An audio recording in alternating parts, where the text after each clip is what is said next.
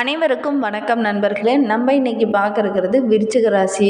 ராசி மண்டலத்தில் 8வது ராசியாக அமைந்திருப்பது தான் நம்மளுடைய விருச்சிக ராசி. இது ஒரு பெண் ராசி.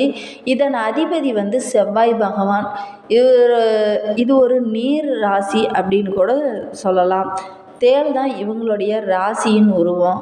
விருச்சிக ராசியில் விசாக நட்சத்திரம் 4ஆம் பாதமும், அனுச நட்சத்திரம், கேட்டை நட்சத்திரம் ஆகிய நட்சத்திரங்கள் இதில் இடம்பெற்று இருக்கு. இந்த ராசி அதிபதி செவ்வாய் என்பதனால இவங்க ரொம்ப சுறுசுறுப்பாக இருப்பாங்க. அதே மாதிரி எதையுமே நேருக்கு நேர் பேசும் குணம் இவங்கக்கிட்ட நிறையவே இருக்கும். இந்த நேருக்கு நேர் பேசியே எல்லா விஷயத்தையும் சரி பண்ணிடுவாங்க. மறைமுகமாக பேசுகிற பழக்கம் இவங்கக்கிட்ட கிடையவே கிடையாது. எந்த ஒரு செயலில் ஈடுபடுறதா இருந்தாலும் என் முன்னாடி சொல்லுங்கள் அப்படின்னு தைரியமாக சொல்லக்கூடியங்க நம்மளுடைய விருச்சிக ராசிக்காரங்க தான்.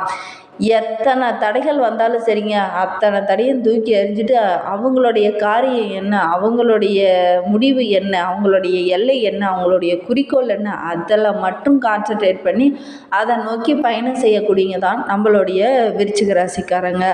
அப்படிப்பட்ட நம்மளுடைய விருச்சிக ராசிக்காரங்க ரொம்ப குண்டாலாம் இருக்க மாட்டாங்க. ஒல்லியான உடல் அமைப்பு, ரொம்ப அழகான தோற்றத்தோட கம்பீரமாக காட்சி தரக்கூடியங்க தான் நம்மளுடைய விருச்சிக ராசிக்காரங்க. ஆமாவா இல்லையா நீங்கள் எங்களுடைய கமெண்ட் பாக்ஸில் தெரிவிங்க. ரொம்ப எலும்பு வெளியில் தெரியாத மாதிரி தசையாக மூடி இருக்கிற மாதிரி தான் இவங்களுடைய உடல் அமைப்பு எப்பயுமே இருக்கும். நடுத்தரமான உயரம், அகன்ற நெற்றி, அமைதியாக காணப்படுவாங்க. இவங்களுடைய நிறம் அப்படின்னு பார்த்தா மாநிறமாக இருப்பாங்க. புருவம் சற்று பெரிதாகவே இருக்கும். எதுவுமே தெரியாத அப்பாவி போல் செயல்படுவாங்க. ஆனால் இவங்களுக்குள்ள அவ்வளவு திறமை இருக்குங்க. எதுவும் தெரியாத அப்பாவி மாதிரி இருந்தாலும் நிறைய மனசுக்குள்ளே ஒழிச்சு வச்சுருப்பாங்க. அப்படிப்பட்ட அதீத புத்திசாலிகளாக தான் நம்மளுடைய விருச்சிக ராசிக்காரங்க இருப்பாங்க. பார்க்குறதுக்கு என்னமோ பூனை மாதிரி தான் இருப்பாங்க. ஆனால் இவங்க பழகி பார்த்துட்டோன்னா தான் தெரியும் இவங்க ஒரு புலி மாதிரின்னு. அதே மாதிரி ரொம்ப வீரமானவங்க, கடினமான உழைப்பாளிகளும் கூட. எடுத்த காரியத்தை முடிக்காமல் விடவே மாட்டாங்க. பேச்சு திறமை இவங்கக்கிட்ட நிறைய இருக்கும். எதிரிகளை வெல்ற அளவுக்கு நல்ல ஒரு பேச்சு திறமை இருக்கும். அதே மாதிரி ஏதாவது ஒரு விஷயத்தில் இவங்க ஒரு முடிவு எடுத்துகிட்டு அதை செயல்படுத்தணும் அப்படின்னு நினச்சிட்டாங்கன்னா என்ன காரணம் சொன்னாலும், ஒரு டைமுக்கு பல காரணம் சொன்னாலும் அதை விடவே மாட்டாங்க.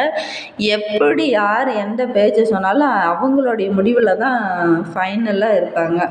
பேச்சில் தேள் போல் கொட்டும் சுபாவம் இவங்கக்கிட்ட நிறைய இருந்தாலும் பழகிட்டோம் அப்படின்னா இவங்க தேன் மாதிரி தான் ரொம்ப இனிமையாக, அன்பாக, உண்மையாக பேசக்கூடியங்க நம்மளுடைய விருச்சிக ராசிக்காரங்க.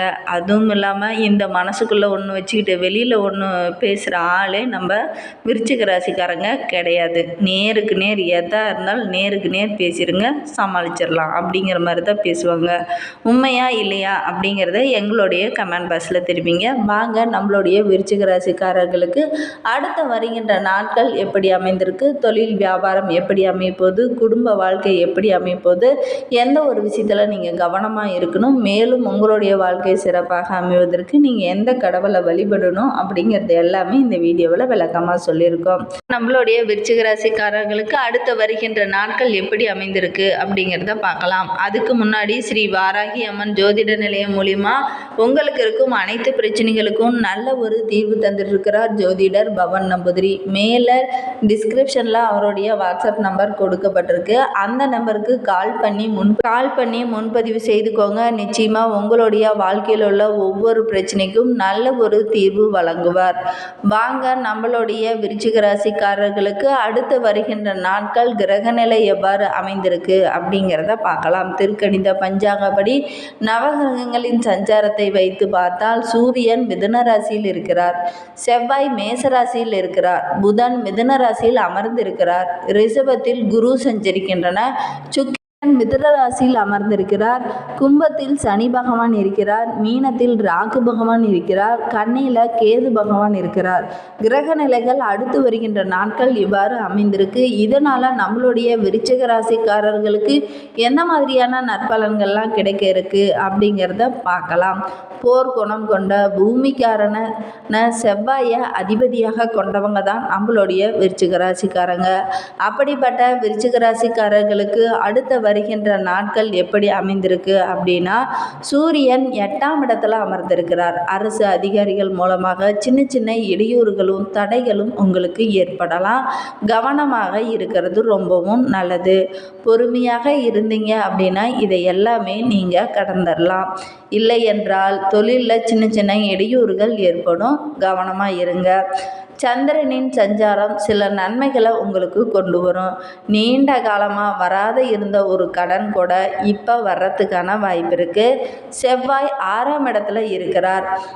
இதனால் மனைவியாலும் பிள்ளைகளாலும் சின்ன சின்ன பிரச்சனைகள் உங்களுடைய மனதை புண்படுத்தும்படியாக இருக்கும். ஏன்னா இவங்களால் ஒரு சின்ன சின்ன பிரச்சனைகள் உங்களுக்கு வரும். கவனமாக இருங்க. மனைவிகிட்டையும் பிள்ளைங்ககிட்டையும் முடிந்த அளவுக்கு அன்பாக நடந்துக்காங்க. புதன் 8ஆம் இடத்துல அமர்ந்திருக்கிறார். வெளிநாடுலாம் போகிறதுக்கான யோகம்லாம் இருக்குது. வெளிநாடு போகிறதுக்காக முயற்சி செய்தீங்களா, கண்டிப்பாக அதற்கான முயற்சியெல்லாம் ஈடுபட்டீங்க அப்படின்னா வெளிநாடு செல்வதற்கான வாய்ப்பெலாம் உங்களுக்கு கிடைக்கும். அதே மாதிரி ஏற்றுமதி இறக்குமதி தொழிலெல்லாம் உங்களுக்கு ஒரு சிறப்பான லாபம் கிடைக்கிறதுக்கான வாய்ப்பெல்லாம் இருக்குது. குரு 7ஆம் இடத்துல இருக்கிறார். வீட்டில் ஏதாவது ஒரு சுப நிகழ்ச்சி நடைபெறும். அதே மாதிரி நீண்ட நாட்களாக குழந்தை பாக்கியம் இல்லாத இருந்தவங்களுக்கு குழந்தை பாக்கியம் கிடைக்கிறதுக்கான வாய்ப்பு நிறைய இருக்குது. திருமண வயதில் இருக்கிற ஆண் பெண் இருபாலருக்குமே நல்ல ஒரு வரன் அமையும். இப்போ இந்த டைமில் முயற்சி பண்ணினீங்க அப்படின்னா நிச்சயமாக ஒரு சாதகமான பலன்லாம் உங்களுக்கு கிடைக்கும். அதே மாதிரி இந்த டைம் உங்களுக்கு கிரகநிலை சாதகமாக இருக்குது. அதனால் இந்த டைமில் முயற்சி பண்ணுங்கள். சுக்கிரன் 8ஆம் இடத்துல அமர்ந்திருக்கிறார். சுயமாக முடிவெடுக்கிறது ரொம்பவும் நல்லது. அதே மாதிரி காதல் திருமணம் செய்கிறவங்க கொஞ்சம் கவனமாக இருங்க. உங்களுடைய துணையை நீங்கள் தேர்ந்தெடுக்கும் போது ஒன்றுக்கு பல முறை யோசித்து செயல்படுறது ரொம்பவும் நல்லது. நிச்சயமான திருமணம் கூட சில பேர்த்துக்கெல்லாம் ஏற்கனவே நின்றுக்கலாம். அதெல்லாம் இப்போ நடைபெறத்துக்கான வாய்ப்பெலாம் இருக்குது. பெற்றோர்களுக்கும் பிள்ளைகளுக்கும் இடையே சின்ன சின்ன வாக்குவாதங்கள் அதிகமாக இருக்கும். முடிந்த அளவுக்கு பெற்றோர் பிள்ளைங்கிட்ட பேசும்போது அன்பான வார்த்தைகளை பேசுங்க. கவனமாக இருங்க. வாக்குவாதங்களை தவிர்த்தீங்க அப்படின்னாவே நிச்சயமாக உங்களுக்கு நல்ல ஒரு பலன் தரும். ஏன்னா இந்த டைமில் சின்ன சின்ன வாக்குவாதங்கள்லாம் ஏற்படும். சின்ன பிரச்சனை பெரிய பிரச்சனை ஆகிறதுக்கான வாய்ப்பெல்லாம் இருக்குது. கவனமாக இருங்க. பெற்றோர்கிட்ட முடிந்த அளவுக்கு அன்பாக பேசுங்க. விருச்சிக ராசிக்காரர்களுக்கு இந்த வாரம் உங்களுடைய வாய் மூலம் சின்ன சின்ன பிரச்சனைகள் வரலாம். கவனமாக இருங்க. சனி 4ஆம் இடத்துல இருக்கிறார். வியாபாரத்தில் இருந்த முட்டுக்கட்டைகள் எல்லாமே படிப்படியாக விலக ஆரம்பிக்கும். ராகு 5ஆம் இடத்துல இருக்கிறார். திடீர்னு பண வரத்துலாம் உங்களுக்கு திக்குமுக்க ஆட வைக்கிற அளவுக்கு வரும் பணம். என்னடா திடீர்னு நம்ம கேட்கவே இல்லை, திடீர்னு பணம் நமக்கு கைக்கு வந்துடுச்சு. இதுனா வரைக்கும் அத்தனை டைம் அலைஞ்சோம், பணத்தை நம்ம கையில் காமிக்கவே மாட்டேன்ட்டான், திடீர்னு இவன் பணம் கொண்டு கொடுத்துட்டானே அப்படின்னு நீங்களே ஆச்சரியப்படுவீங்க. என்னடா இவங்ககிட்ட நம்ம எதிர்பார்க்கவே இல்லை, திடீர்னு கொடுத்துட்டானே அப்படின்னு ஆச்சரியப்படுவீங்க. அந்த அளவுக்கு இருக்கும். பணம் வரத்து ஓரளவுக்கு திருப்திகரமாக நம்மளுடைய விருச்சிக ராசிக்காரர்களுக்கு இருக்குது. கேது 11ஆம் இடத்துல இருக்கிறார். எங்கேயாவது இன்ப சுற்றுலாலாம் செல்வீங்க. அதன் மூலியம் மனதுக்கு ரொம்ப மகிழ்ச்சிகரமாக இருக்கும். அதே மாதிரி இன்ப சுற்றுலாவில் சின்ன சின்ன வாக்குவாதங்களும் பிரச்சனைகளும் வேண்டாம். முடிந்த அளவுக்கு ஹாப்பியாக. அதே மாதிரி ஆன்மீக சுற்றுலா தலங்களுக்கு செல்வது ரொம்பவும் நல்லது. ஆன்மீகத்தில் உங்களுக்கு நாட்டம் அதிகமாக இருக்கிறதுனால மனதில் இருந்த பிரச்சனைகளும் கஷ்டங்களும் கொஞ்சம் குறைய ஆரம்பிக்கும். முடிந்த அளவுக்கு ஏதாவது ஆன்மீக தலங்களாக செல்வது ரொம்பவும் நல்லது. அதே மாதிரி அடுத்து வருகின்ற நாட்கள் மேலும் உங்களுடைய வாழ்க்கை சிறப்பாக அமைவதற்கு குரு தட்சிணாமூர்த்தியை வழிபட்டுட்டு வாங்க. உங்களுடைய வாழ்க்கை மேலும் சிறப்பாக அமையும். நம்பிக்கையோடு குரு தட்சிணாமூர்த்தியை வழிபட்டுட்டு வாங்க. உங்களுடைய வாழ்க்கையில் உள்ள பிரச்சனைகள் கஷ்டங்கள் அனைத்தும் படிப்படியாக குறைய ஆரம்பிக்கும்.